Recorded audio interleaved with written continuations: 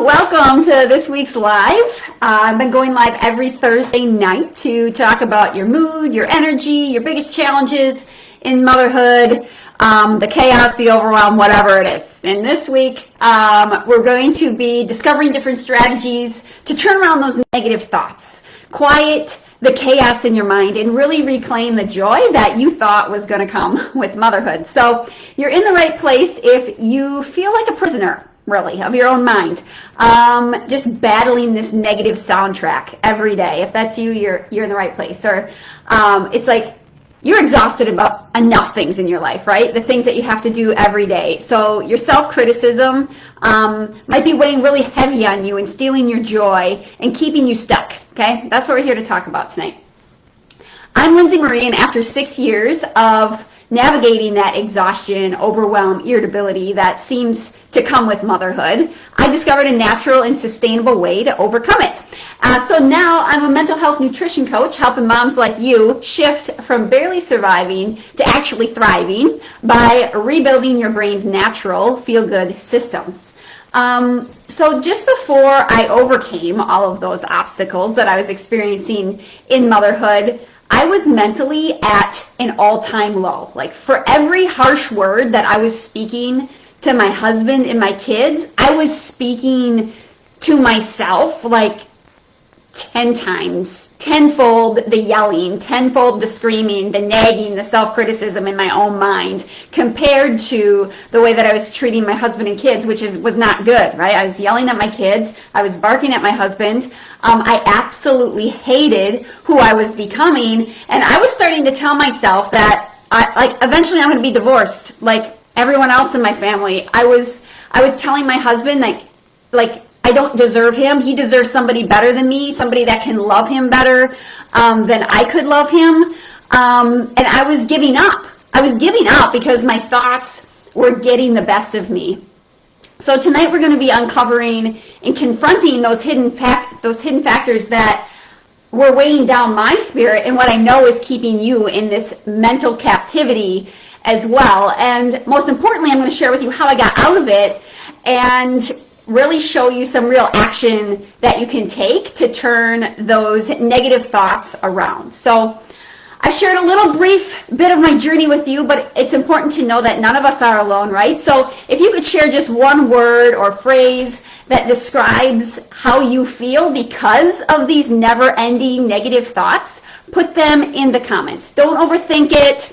Just the first word that comes to your mind. How does it feel to be held captive to these negative thoughts and this heavy self-criticism every day? This is a safe space in this group, and your honesty might just be the thing that somebody else needs so that they know that they're not alone, right? Just break that stigma and help people not feel so isolated.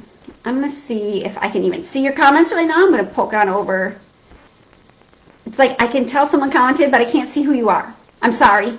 It's not working correctly right now, but I will figure it out eventually and I'll respond to you. So as a thank you and for inspiration to keep sharing and more people to keep sharing, every single person who participates tonight in the comments in this live discussion is going to receive a complimentary copy of the Palace Path, which is a journal that I designed to help moms like you transform your thoughts and really unlock your true potential, okay? It's going to share this strategy that I'm going to share with you tonight, 3 other strategies, a whole bunch of exercises. I'm just going to give it to you because it's way more fun when people comment. I'm sorry I can't see it right now, but I know you're commenting, so thank you. So first, let's talk about your dungeon brain, okay? It has helped you survive your whole life. Oh, I have comments. I see them now. Molly, yes to all this, and defeated. Defeated is, yeah, a very good explanation of how it feels when you're just stuck, right? You just like, there was a time when like I had a visual of myself just kind of curled up in the ball. And that's where I was stuck for a really long time. So yeah, that feeling of defeat is real, and I'm sorry you're feeling that. But I want to talk about your dungeon brain. It has helped you survive your whole life. It really does care about protecting you. It's got good intentions, but it doesn't really care if it's a healthy, sustainable way to protect you. It just thinks like, it'll work before, it'll work again, no matter how unhealthy it was. So just keep doing it, okay? Because it kept you alive. And so, like example, like you know how that drink makes you feel, whether that drink is coffee or wine or alcohol or an energy drink or whatever. You know how it makes you feel. Or if you smoke cigarettes, you know how that makes you feel. Whatever your vice is. Ice cream, right? You know how ice cream makes you feel. It doesn't matter how unhealthy it is. It makes you feel good. So your dungeon brain is like, do it again. Because it made you feel good last night, so you should do it again. Because it gave you energy that time. Do it again. Do it again. Do it again. Do it over and over and over again, because that's what you've always done to survive. So your dungeon brain is going to just be very persistent in getting you to do those things. For example, my dungeon brain saw divorce as an option, right? Because everybody in my family is connected to divorce in some way, shape, or form. So, like, it's normal. I was going to end up there. No matter what I actually wanted, no matter what the side of my brain that wanted to move forward and reach my goals actually wanted, divorce has worked for everyone else, so it's an option for me too, according to my dungeon brain. Or, like, my dungeon brain sees TV and it makes it look like wives are supposed to have it all together, clean the house, have energy for the kids, keep the kitchen stocked, have dinner ready, it's effortless, make love like you just want to all the time, be eager about it. Like, so my dungeon brain says, if I'm not like that, then I'm a failure. Right? Because it has evidence that, well, that's what a good mom and wife is, and you're not, so you're a failure. Or maybe your mom seemed to have it all together, or your grandma, or whoever the womanly figure in your life was, had it all together, and you have this expectation that you have to live up to how she was. Or maybe even more relatable, you have a woman figure in your life you don't want to be anything like. So you've made up rules about how not to be like your mother, right? So, or whoever that woman was in your life. And you made up these rules in order to survive. Every action that you're taking when you're living in that dungeon defeated side of your brain is this act of survival, right? You are trying to survive. You cannot thrive in that side of your brain. It's always collecting negative data, like what is the worst case scenario that could happen right now, right? That's what your dungeon brain is doing. So it's like a toddler actually living in your brain at all times. So give yourself a little grace, right? Like that's in your head all the time. Throwing a tantrum if it doesn't get its way, right? Like, oh, you're gonna die if you try something new. Gosh, don't do it, right? Like that's your dungeon brain, and that is where so many of us are stuck, and we stay stuck living in that state. Really, because it's suppressing your feel-good chemicals and pumping out all of these stress chemicals 24/7. That's what it's doing when you're in your dungeon brain. You are surviving, right? So it won't matter what you do to try to feel better. You're only going to get so far because your body is fighting these negative thoughts and this stress chemicals all day, every day, when what you really want to do is feel good. So you're going to feel stuck. Like nothing you do matters because you're up against those stress chemicals. So the good thing that you're trying to do to make yourself feel better, whether that's exercise or a different diet or some sort of self-care, whatever makes you feel good, it's only going to work so well because you're under this constant state of stress that's releasing all these stress chemicals. So we have to figure out how to get the feel-good chemicals to like have some freedom to move. So it's a vicious cycle, right? Like, so you get to this point where you're like, okay, well, I've tried that and it didn't work. So nothing I'm going to do is ever going to make me feel better, which then keeps you in the cycle that you're already in. It's like this vicious cycle. So can you think of a like dungeon brain moment now that I'm kind of explaining some of these things to you? Maybe a time when you found yourself reaching for something or falling into a habit that you knew wasn't a healthy choice, but it felt like this temporary escape or this comfort, right? It made you feel good even though you know you didn't really want to do it or eat it or whatever. It doesn't have to be a big thing. It doesn't have to be this big mistake or anything. Just the smallest habits can tell us so much about what's going on up here, okay? And don't forget, when you participate, if you share something about this dungeon brain moment or anything else, any questions or comments you have throughout this discussion, not only do you help another mama feel less isolated, as a thank you, I'm going to give you a copy of The Palace Path, which is a journal that I created to help moms get through these negative, defeating cycles. So luckily, we also have a palace brain, okay? Like there's another part in there that is like to give us hope and reach our goals and actually get out of this survival mode. And I call it the palace brain. So it wants you to succeed at all your goals. It's the part that wants to plan and dream and find that way forward. It really actually cares about you thriving in your life. And negativity cannot live in that side of your brain. If you're having a negative thought, you're not in the palace side of your brain. It can't live there. In fact, it can actually think for itself. It doesn't even need the dungeon brain to figure out its answers. It has everything it needs to get you where you want to be. So the thing is, after you've gotten comfortable, whoa, my lights are going crazy. After you've gotten comfortable in the dungeon brain, I'm going to pause for a second because some people are commenting. Grab my phone to buffer and avoid anxiety. Yes, that habit makes it's an escape, right? You have this escaped feeling and can even bring feelings of pleasure, right? So like, it feels good to just escape in my phone for a minute. Snacking on crappy food I don't really want anyway, or chilling/napping on the couch when I really should go for a walk. So yeah, both. Snacking on crappy food, just like the feelings, depending on what those foods are making you feel, it's a little insight into what system it's firing in your body. Like, is it helping you relax? Is it helping you just be happy? Is it helping you find pleasure like the scrolling on your phone does? Or does it maybe give you energy, whatever the crappy food is? It's usually doing something. And also, Mama, like you're exhausted too. So a little bit of grace, because sometimes you do need a nap, right? But that's that self-criticism. Like maybe it's actually like, no, actually I should be okay laying on the couch for 20 minutes to figure this out, to just let my body rest for a minute. Give yourself some grace in that. And yes, go for a walk. You know, we don't want to be couch potatoes. But so the thing about the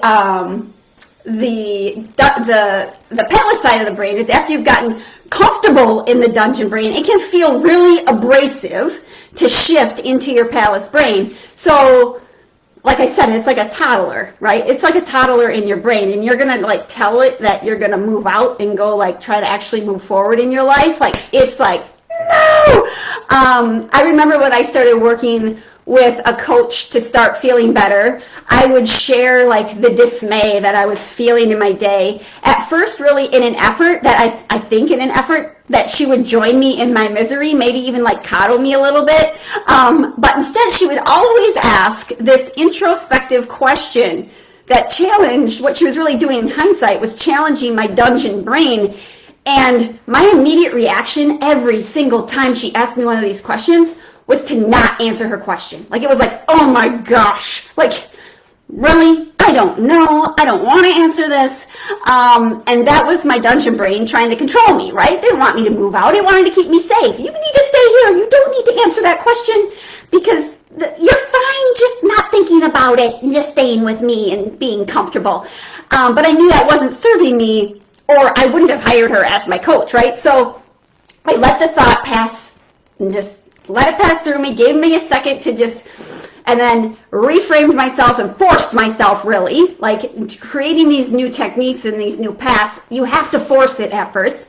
So I would force myself to answer her question. And doing this honored my palace brain and made me stronger and stronger and stronger in finding that way forward, because that's what the palace brain does when we let it turn on. So I'll go through one technique here in a minute, and the Palace Path Journal is full of exercises. Oh my gosh, my light, maybe my husband tech guy can come fix my little cord.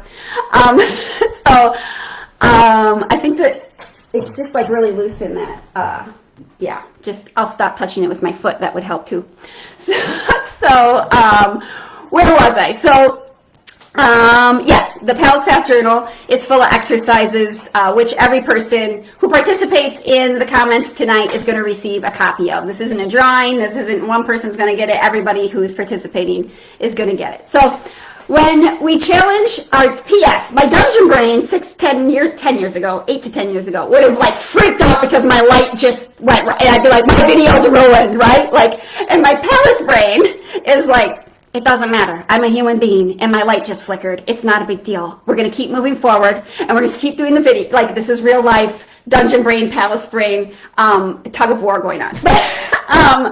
When we challenge our dungeon brain by choosing our palace brain instead, our body can start to release the feel-good chemicals that we are desperately craving. That's why we want to have these positive thoughts.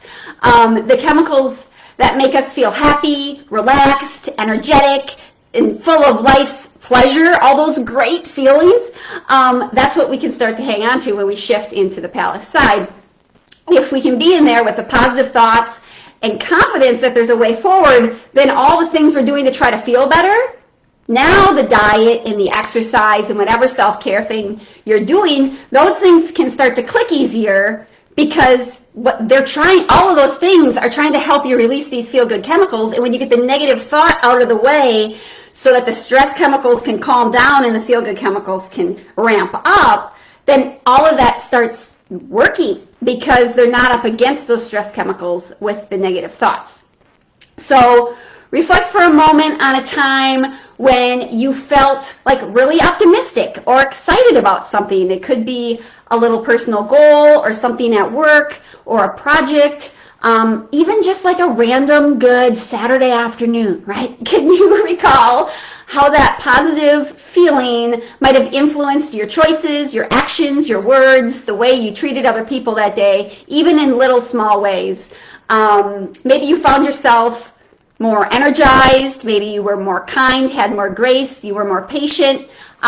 Just share that experience if you're comfortable, and understanding these moments can help us unlock our palace brain's potential, start giving us evidence that, oh yeah, I am safe if I stay in the positive side of my brain, and just give yourself some courage to move out of the dungeon when you're feeling captivated by it. So the really great thing about your brain is that it's your brain and it's yours alone. Like, no one else can control what you're thinking. No one can make you think a positive thought. That's your responsibility. And no one can make you think negative. Like, that's your choice. Regardless of your circumstance, it's really your choice to have one thought or the other. Some circumstances make it harder to choose, right? But it's your choice, your responsibility to choose which one. Nobody else can do that. Nobody else can change the way you're thinking. So you get to change, and it's all inside of your control. This is actually really great news, okay? So don't beat yourself up for being in this place where you feel like you've chosen to think negatively, like, for far too long. Like, it's never too late to change the way that you're thinking. So you're not broken. It's going to take a little bit maybe, but you're not broken.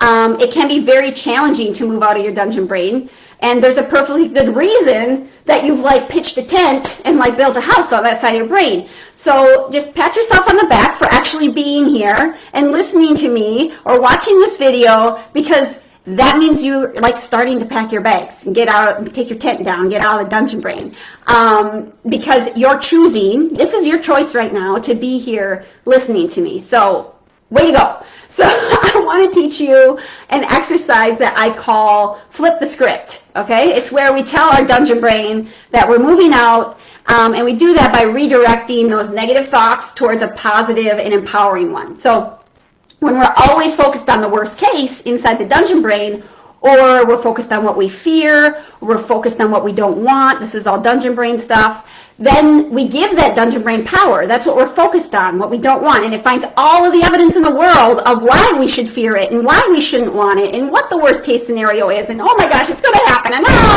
and we give it the power, and it's really good at finding evidence that all of that is true. So instead, when you flip the script, you're going to focus on what you do want and give the power back to your palace side of the brain, which will, now, your palace side of the brain, it's their responsibility now to be like, okay, I got to find all the evidence that you can move forward. It will make answers like way more clear for you when you decide to think this way. It makes the outcome whatever outcome you desire, easier to achieve because you've given the palace brain the power to find all the evidence to make that true. So right about now, your dungeon brain is probably kicking in, telling you that this is never going to work for you. You tried something like it before and it didn't work, so it'll never work. Or it's telling you that your thoughts aren't really affecting you that much. Like, this is kind of woo-woo garbage, like just whatever. This simple change can't really make a difference because nothing's ever worked for you, right? So why would this simple change, why would it be this simple? You're just doomed to live in your dungeon brain. You're just going to have to live there your whole life and deal with it, okay? Like, it's so exhausting. That voice is so exhausting. And you have enough to be exhausted about. Am I wrong, Mom? Like, you have enough to be exhausted about. So stop it, right? Stop it technique is actually a technique I teached a few weeks ago in one of these discussions, and it's not that complicated. You stop it. Stop it. You can find it on my website. It's another video like this. They're all on my website. But your thoughts, the point is your thoughts do not need to be adding to the stress and exhausting you. Like, you can control this, so let's work on it. We're going to flip the script. So instead of, this is never going to work for me, right? You got that story going on, whatever that dialogue is in your head. You say to yourself something like, and you say whatever's true for you, right? But I'm just going to give you some examples so that you can like get in the groove. But I choose to fall back in love with my life. And I'm going to do whatever it takes, no matter how silly it feels. I choose to fall back in love with my life, and I'm going to do whatever it takes. Instead of, this is never going to work for me, okay? Because the truth is, the palace side of your brain wants to move out. So, you're telling your dungeon brain, I'm going to be okay, okay? And I'm not going to enroll in your dialogue anymore. Instead, I choose to fall back in love with my life, and I'm doing whatever it takes. Doesn't matter how silly it feels, doesn't matter if it never worked before, I choose to do this. I'm in it now. So let's take a brave step together. I want to know what is one nagging thought that often finds its way into your day, or a nagging thought you're having right now, and use the flip the script technique. Turn it into, this is like an affirmation, right? Or just turn it into what you do want. Like, shift the focus and give that power back to your palace brain about what you truly want for yourself. It's going to feel uncomfortable at first. That's okay. It's going to feel like out of reach and optimistic and like, this doesn't even feel true, Lindsay. I know, that's because your dungeon brain is so prevalent for so long that this is like a whole new territory, right? It doesn't feel like home. It's going to feel a little weird, but it's what you have to do to get out of that stress chemical release, right? So it's just your palace brain starting to take control. It feels weird because a different part of your brain is starting to take control. So share that nagging thought with me in the comments if you're comfortable, and we'll flip the script with you right now. Plus, when you participate, you're going to get a copy of the Palace Path that gives you this technique along with 3 other techniques to help you start exercising your way out of the dungeon brain. So a pretty common one here is guilt, right? Every mama knows guilt. Guilt's pretty relevant for moms. So like guilty for taking care of yourself, let's say, like guilty for doing something for yourself, God forbid, right? Like, you can't do that. Your family needs this, your family needs that, this person needs this person needs to go to this place, we need to buy this for that, but like, I don't deserve anyone's time, money, energy, resource, nothing. I feel guilty for taking care of myself, right? Molly said the anxiety will just come back, okay? So we're actually going to talk about that in a minute. Because your dungeon brain's not wrong, okay? It's not wrong. It's just we got to choose to focus on something different so that we can make that less and less and less true, right? So we're going to talk about that in a minute, but the anxiety will just come back. So what feels true? Instead, like, I deserve, what do you deserve, Molly? I deserve freedom. I deserve freedom to be who I was designed to be. And that's not an anxious, nervous mama, okay? I deserve freedom no matter what it takes. And when that thought creeps in, remembering that. These ones that are really, I choose to live freely and trust in God. Yes. I should have trusted the little God thing when I heard it. Like, I was going to say something about created, like, you deserve to be the mother that God created you to be. You do. And the anxiety is not how he created you. There is a system in your body to help you overcome that. So we'll get to that in a second. Thanks for playing along, Molly. The one I was going to talk about, guilt, right? I feel guilty for taking care of myself, taking time for myself, or spending money on myself, whatever it is, right? Instead, I focus on supporting myself in order to be the mom I'm meant to be. I focus on supporting myself in order to be the mom I'm meant to be. Instead of, I feel guilty for taking care of myself. Okay, maybe that's true, but I'm not going to focus on that. I focus on supporting myself in order to be the mom I'm meant to be. Because when you're supporting yourself and you're the mom you're meant to be, guess who benefits? Everybody that mom touches, right? First and foremost, her family, right? As the mother goes, so goes the family. So how selfish is it? How guilty should you really feel for taking care of yourself if your whole family is dependent on the state of your mental health? You get to take care of yourself. I focus on supporting myself in order to be the mom I'm meant to be. So this gives the power back to your palace brain, and it will be on a mission to find all the answers to move you forward, to make that true, to be the mom that you know you were meant to be. It's going to find all the evidence, all the opportunities in order to make that so. If you choose to leave that guilty feeling and like be disciplined and persistent about that thought. There's nothing wrong with being persistent. You've got to be persistent. Just even when it feels like willpower, like it still matters. Your feel-good chemicals will start pumping. You'll start to feel that little tinge of happiness that you thought was lost forever, even if it's only for a moment. Even if the anxiety comes back, you will feel the happiness you thought was lost, and you'll start to find all those opportunities to take care of yourself.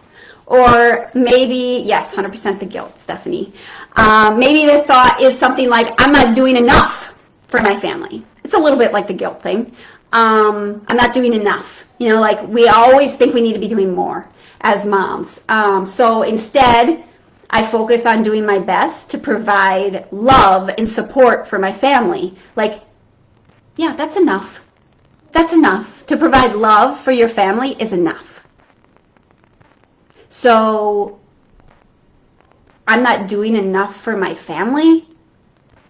No. That's coming from something else. That's coming from some fake rule that you made up in your head, in your dungeon brain, right? So I focus on doing my best to provide love and support to my family. There's nothing more you have to do.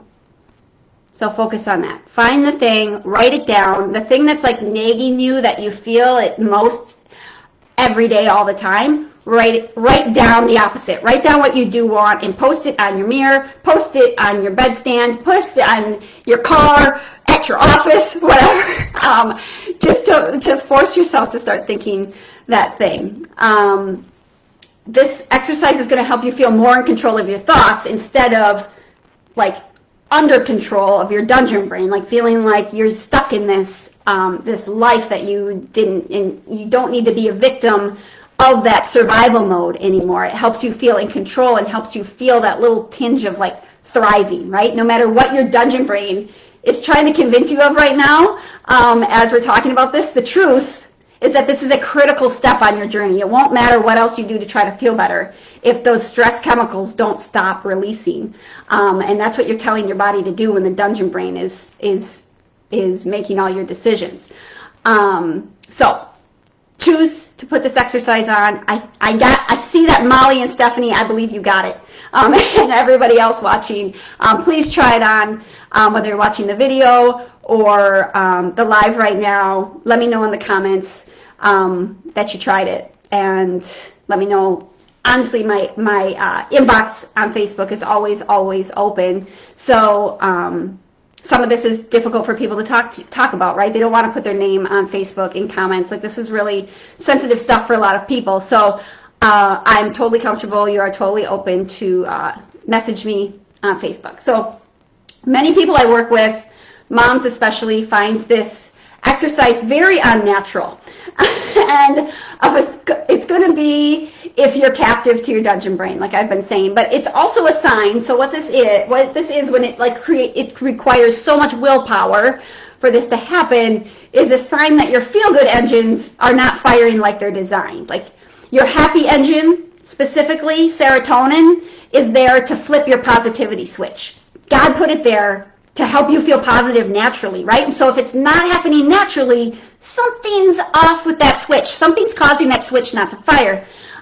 So that happy engine is running on empty, and then all the willpower in the world isn't going to give you a happy thought. Like if it does, it's like fleeting, right? So first you have to fuel your happy engine in order to make this a sustainable, feel-good exercise. Fueling your feel-good engines is what we focus on in the Feeling Good in Motherhood program, because I know that you're only going to spin your wheels with diet and positive thinking without the right fuel in your body to release the feel-good chemicals, right? It's not just the thought like we've been talking about. It's the chemicals that are released when you have the thought. So you have to have the right vitamins and minerals and nutrition in your body in order to actually make those positive thoughts a sustainable change for your mood. This was a complete game changer for me to get these feel-good engines firing when, honestly, I was ready to pick up the phone and call the doctor to get on some sort of drug to help me with my mood. And in the nick of time, someone introduced me to this concept of these feel-good engines and how to fuel them up, and my life has changed forever. Like, it took about 6 months at the time, this was 8 years ago, to support these feel-good engines. Did I say 6? It was 8 years ago. I don't know what I just said. And I've sustained that energy, that mood. Like the energy you see tonight, the positivity that you see, this is not a facade. Like this is not, it doesn't feel forced. Like this is who God created me to be, and this is how I naturally show up in life. No matter what area of life you know me from, like this is Lindsay. This is what you get. And so with that change 8 years ago and the sustained healthy lifestyle, which P.S. is much easier when your feel-good engines are firing, right? I can have a healthy lifestyle with the diet and exercise and rest and whatever I need for that healthy lifestyle a lot easier when the feel-good engines are running. So because I have that sustained healthy lifestyle, and I built up my feel-good engines and they're all fueled optimally, I'm able to experience this authentic happiness and energy and calm and peace and pleasure because honestly, this is how we were designed. This is how being human is supposed to feel. You're supposed to be happy, be able to be happy, be energized, also relaxed, and find pleasure in all that God gave us in this life. So if your positive switch just won't flip, it's likely a symptom that your feel-good engines need some support. So to find out which engines need support and what you can do to boost them, I created the mood checkup. And you answer a bunch of questions, and it's going to give you custom results about each one of your feel-good engines. And if you do it tonight, you're going to know before you go to bed tonight if this is actually contributing to the anxiety, overwhelm, irritability, exhaustion, whatever it is that you are experiencing as mama. And you'll also know what to do about it, how to boost it. It's a simple thing. Simple's never easy, right? Like, it took me a long time to get to this point, but it can give you hope when you start to see like, oh, there's this system in my body that's designed to make me feel good and it's not fueled up. Oh, we should probably fuel it up. So it can give you a lot of hope. So the mood checkup, it's at moodcheckup.rebuildyourbrain.net. I'll post it in the comments when I'm done talking here, but that will help you. So just reflect on a moment recently where you've tried, maybe it was tonight, to shift into a positive mindset, but it felt like something like physically was holding you back. Like there's just, like, it's not in me. I don't have this positivity switch. It just won't flip. And how often do you experience this? So share your experiences. Then I encourage you to take the mood checkup to uncover any of these possibly overlooked factors that are really relevant about influencing your ability to be positive. So if you're ready to discover what's really going on inside, then take the mood checkup, and it's going to give you tips. It's going to tell you exactly which engines need the most support in order to feel these good things naturally. So quick recap. and I'll be done here. You have the choice to live in your dungeon brain, where you're destined to be in survival mode, releasing all of those stress chemicals and spinning your wheels, trying all the things to feel good and nothing's working. You also have the choice to live in the palace side of your brain, where you're destined to thrive and have all the feel-good chemicals released into your body and achieve all the goals in your life, right? That's the palace side of your brain. And I taught you the flip the script technique. When you notice that your self-criticism is just so heavy and you can't stand it, turn it into a thought about what you do want, into an affirmation, into something different to focus on. And if it's that persistent, then be persistent right back, right? Whatever that takes. Put the notes all over in order to flip the script on your negative thoughts. And if your feel-good engines aren't firing like they're designed, this is going to take more willpower than you want to admit. So take the mood checkup to see which engines are struggling and what you can do to really support those engines. Then that's going to make all those positive thoughts easier to do. And that's what we work on in the Feeling Good in Motherhood program. So thanks to everyone who participated tonight, Molly and Stephanie specifically. And so watch your DMs for the Palace Path journal. Thank you so much for coming or for watching this video. Just put replay in the comments or something so that I know that you are engaged in watching and how I can support you. And I know this can be a sensitive topic, like I said, so my DMs are always open for questions and comments. And from the bottom of my heart, like never, ever, ever, ever, ever, ever forget that you are meant to feel good in motherhood. Okay? You are meant to feel good. Okay? Take care of yourself. Mwah. I love you.